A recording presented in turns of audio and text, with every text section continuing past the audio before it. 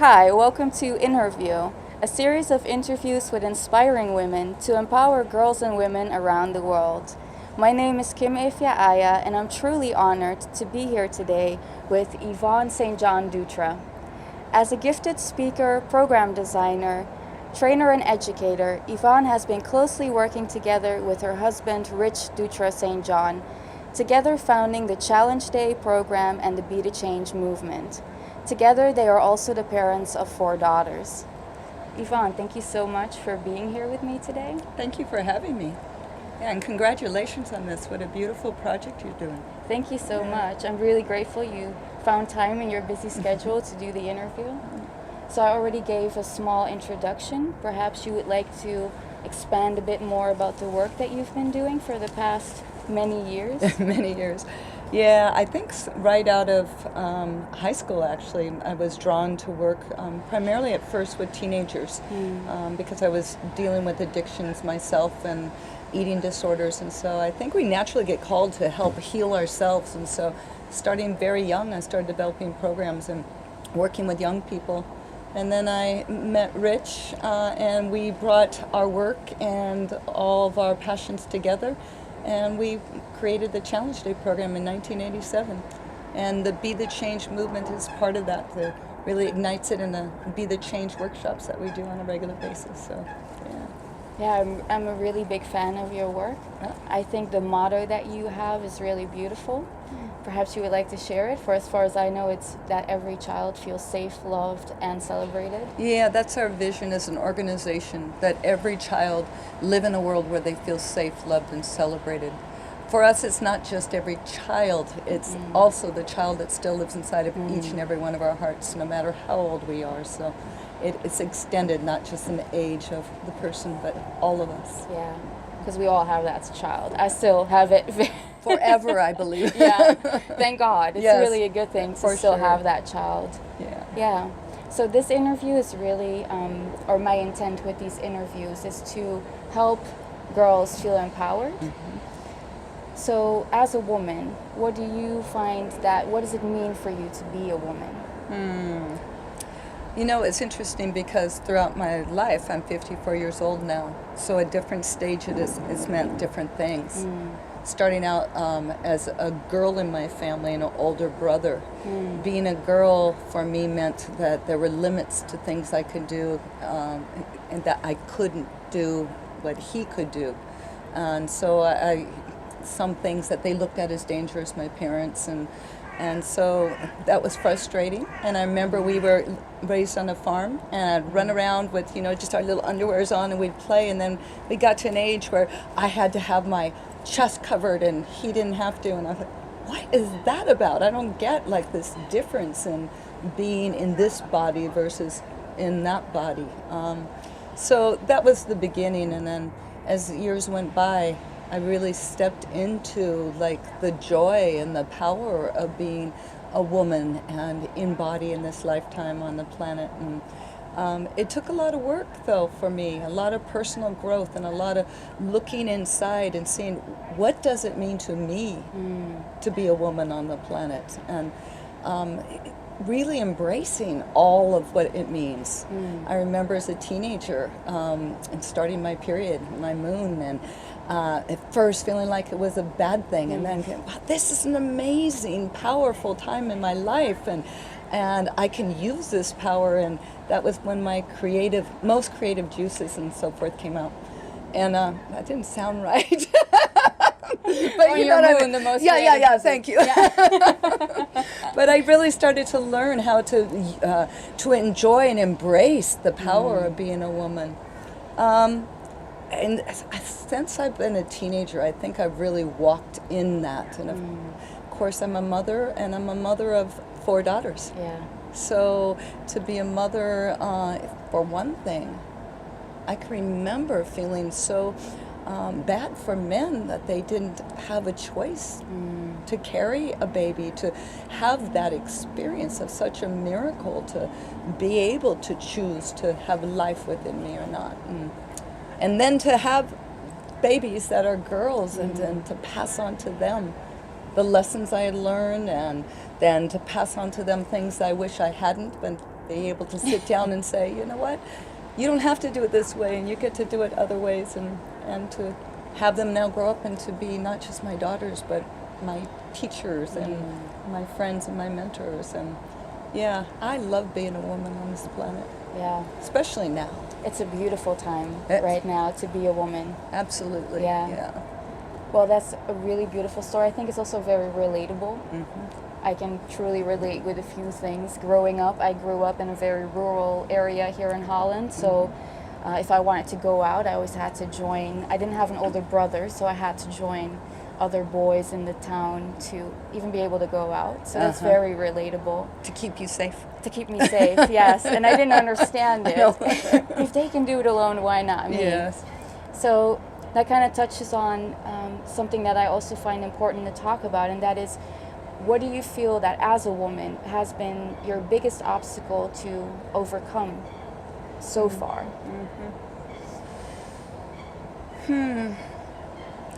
I think the biggest obstacle has been how to deal in the professional world, in the working closely with my husband.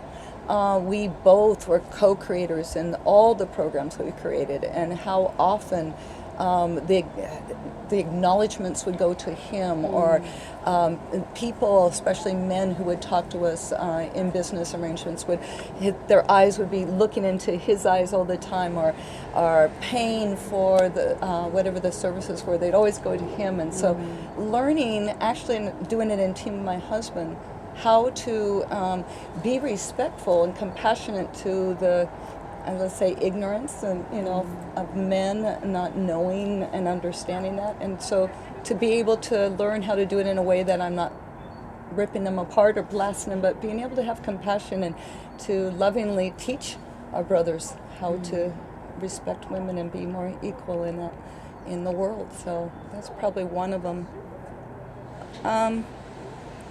I think not an obstacle, but just as a woman and raising my daughters, the pain that I have from just watching the next generation still get the messages and the brainwashing of this is what it means to be in this body and to be a girl and then to grow into a woman, the stereotypes, the lies, the limits, the pressures. In our family, our daughters are very beautifully different, and their personalities, in their passions, and in their bodies and shapes and size. And in our family, of course, we just really honor and, built them up about how beautiful you are. And yet the media and all the stuff that comes down, how often they still think they're fat or their boobs are too big or too small. And that's part of the reason I do the work I do also. So. That's really beautiful. And I think, again, very relatable. There's so many messages we get from media, from our parents. Well, in your case, very positive, loving messages, but that's not always the case for everybody, unfortunately. And I think it's therefore even more important that we speak up about these things so that girls can get a different message and know that it's beautiful to be a woman and that you can be a successful businesswoman and do work that's really important even as a woman.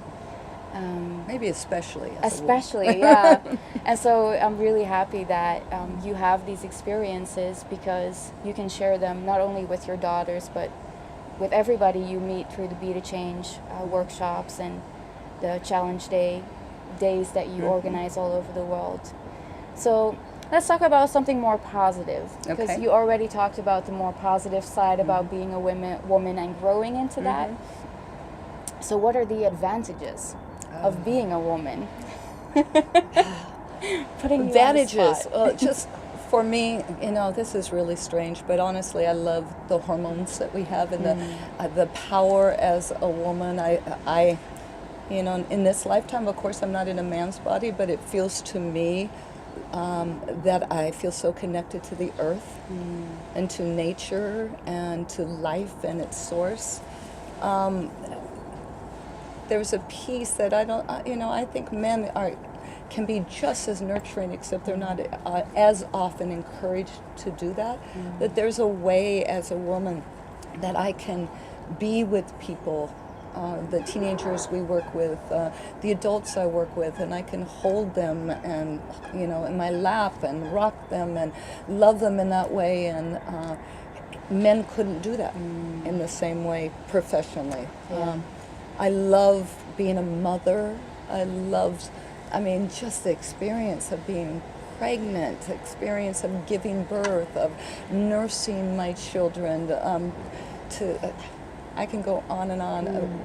Being a woman is just incredible, I believe. And like you said, at this time, especially on the planet, and there's so much work. I don't like the word work. There's so much passion that I have that could help to make the life of other women easier and more fulfilled. So, yeah, there's real beauty. And I'm now a menopausal woman, and so it's a whole nother conversation. And so I've learned to work with that hormone shift and the power behind that, and what it means to be not only a menopausal woman, but a grandmother also. So to have the next generation, and my grandchild is a boy. Oh, wow. Which is fantastic to be able to nurture a young one who's in a boy's body. That's beautiful. Yeah. Thank you. Sure. I feel the same way. For me, I used to think it was quite a curse to be a girl, be a woman. And since a few years, I've just remembered really what a gift it is. So I agree fully with everything that you said, although I'm not a mother, so I haven't been able to experience that pleasure yet. Hopefully one day. So you work a lot with women and with girls, but also with men. In my work that I do, I find it really important to see what women can learn from each other, what we can do for each other, especially because, media kind of makes us skeptical towards each other or mean towards each other. And I've seen what a power it is when women come together. So in your opinion, in your view, and from your work experience, how can women learn from each other? Well, I think first of all, it's really for all of us to learn how to be with each other and really listen. Like you said, I believe we all have gifts for everyone, and so just being together and seeing each other for who we are. On the planet right now, even the conversation of man, woman, is such a spectrum. We are all so different. So not to assume that as a woman that because I have the title of woman, that I am the woman that you are, or my sister is, or my daughter is. And so I think really learning from one another and finding out what's in each other's hearts and in our souls. And at this point on the planet, I think it's really supporting each other and finding out like the burning flames of our heart and answering the question, why have we come to Earth? And why have we come to Earth now? And why is it, if there are no accidents, that we came to Earth in these bodies? And so being together, loving each other, supporting each other, flaming each other's fire. When I work with teenage young women, I like to use the analogy of little crabs. There's these crabs, you might know of it, put them in a container about this high. If they're in the ocean, these little crabs can climb for long, long distances all the way up to the top. But if you put them in this small little thing, if they cannot get out because they start to climb and another one pulls them back. And climbs and they pull them back and they pull them back and they pull them back. And that's a lot of what's happening with girls in schools, young women in schools. There's as you said, the competition and turning on each other. A lot of, you're starting to shine and so I'm going to pull you down. And I prefer the analogy of like ants. Ants are amazing, like they will use each other. Like if a whole group of ants need to get from here to there, they will actually use their bodies and climb on each other to build ledges to help them get over. And I think that's what's happening and needs to happen more of right now on the planet. So instead of pulling each other down, offering our shoulders to stand upon. Yeah, and use whatever gifts we have to help raise each other up and to hold each other in the light. Yeah. So if there's one thing, And it can be very long if you want to, but if there's something that you can pass on to all the girls and women in the world today, what would that be?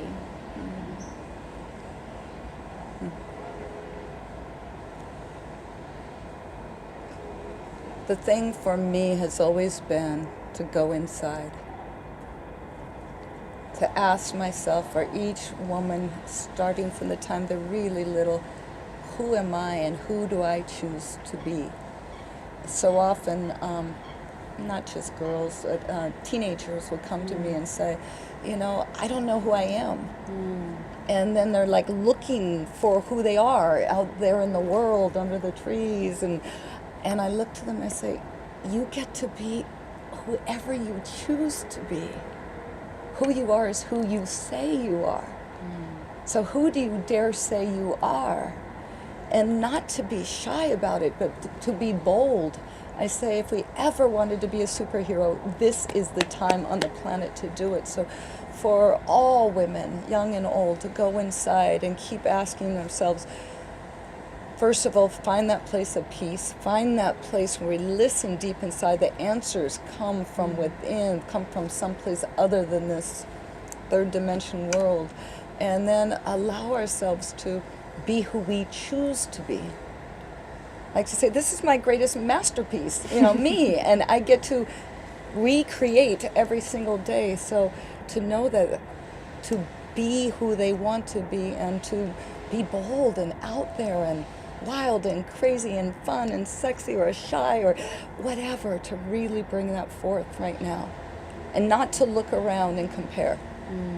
Oh, maybe I should be a little quieter, or not as bold, or not as loud, or, you know. Yeah. I believe this is the time for all of us to dance and fly and be expressed in who we choose to be.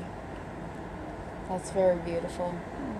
I agree with that. And I think it's also, for me, learning that every day I have a choice at that time to choose who I'm going to be. That's right. So even if I choose to now be this, if at some point an answer inside or a voice inside tells me it's time to do something else, to have the freedom and the boldness to just then be that me. You know, one of my mentors told me when I think I was 19 years old, I said, you get to be whoever you want, however you want.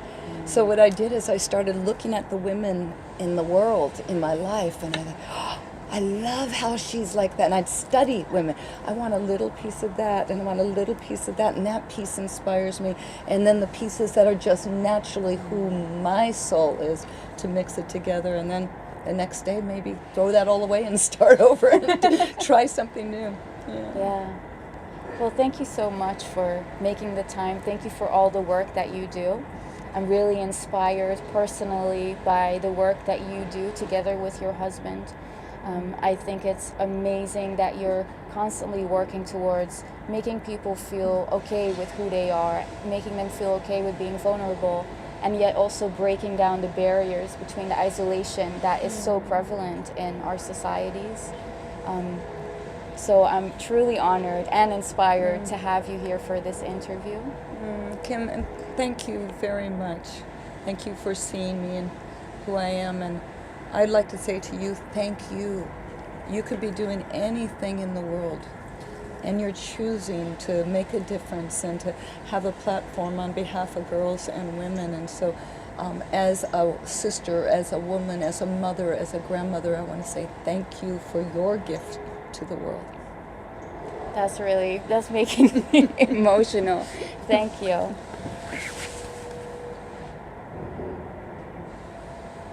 Thank you. So, thank you so much for watching. I hope you are as inspired as I am. If you want to know more about the beautiful work that Yvonne does together with her husband, go to www.challengeday.org. And if you want to know more about me, you can find me on Facebook as Kim Efia Aya. Thank you.